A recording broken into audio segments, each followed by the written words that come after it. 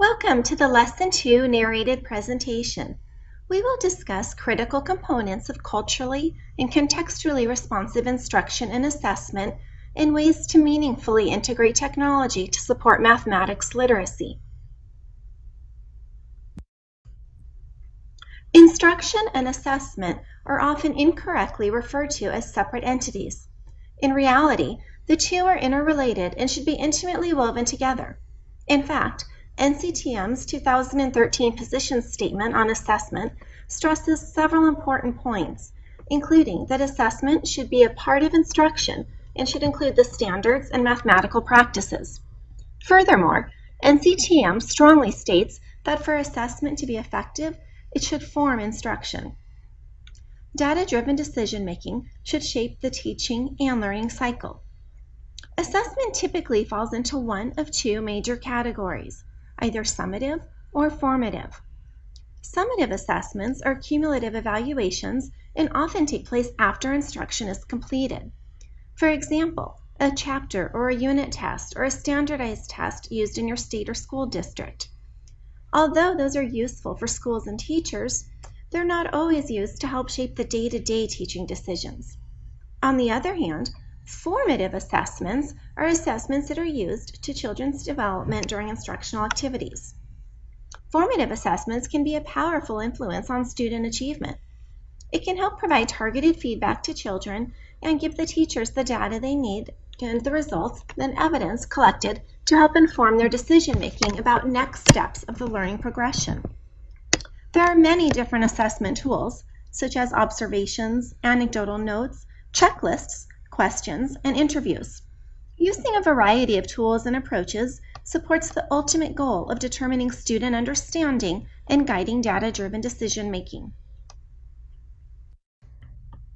Teachers must plan for and teach lessons that meet the needs of a variety of levels and styles of learners. That includes varying academic levels, language barriers, and differences in approaches to learning. This requires a shift from focusing on the middle-of-the-road child to attending to all children.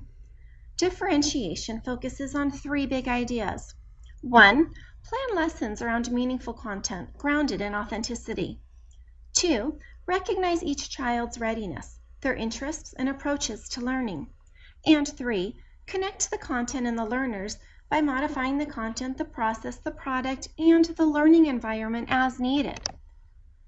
One way to differentiate teaching math is through problem solving. Using a problem-based approach to teach mathematics allows for flexible content and varying levels of difficulty. Of course, an inherent difficulty with differentiation is the logistics. How do you provide different tasks for different learners when you are just one teacher with 30-plus students? Well, that's a fair question, but it's one that can be answered with another question.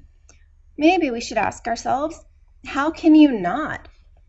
You can provide meaningful, authentic instruction at each student's level, or basically spend your day addressing behavior issues and not meeting students' academic needs. Students need and deserve to be met at their current level and challenged to grow to the next. This, of course, can be difficult, but can be met through offering parallel tasks, open questions, flexible grouping, and using tiered lessons. According to the National Center for Educational Statistics in 2016, the percentage of white students in the public K-12 setting is less than 50% and expected to decrease over the next 10 years.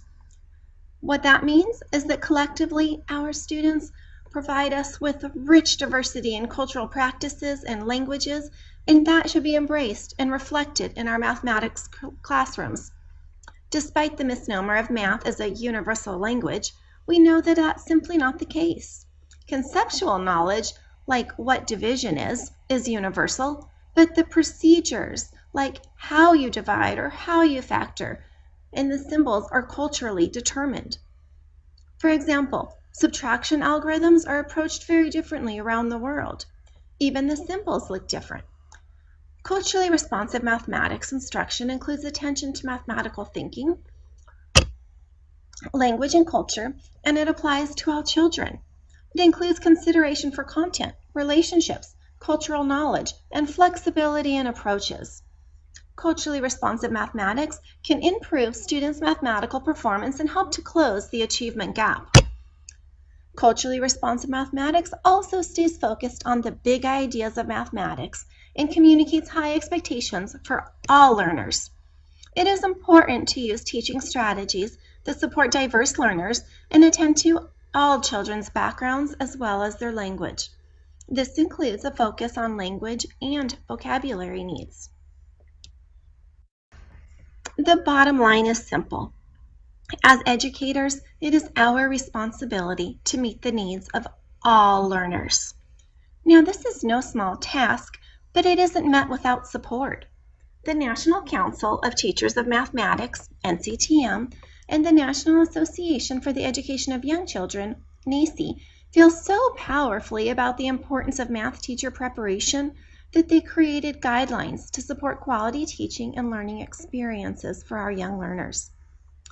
These position statements are a compass and a guide for us to help purposefully implement the principles and standards in support for early childhood mathematics. Being an effective teacher of mathematics requires embracing a growth mindset to help create a quality learning environment that blends theories and application and empowers the teacher to learn and grow as a scholar, a leader, and a practitioner. In this course and throughout your program, embrace the challenge to grow in all three prongs. As a scholar, grow through ongoing academic opportunities and achievements. As a leader, commit to ongoing learning and sharing of information.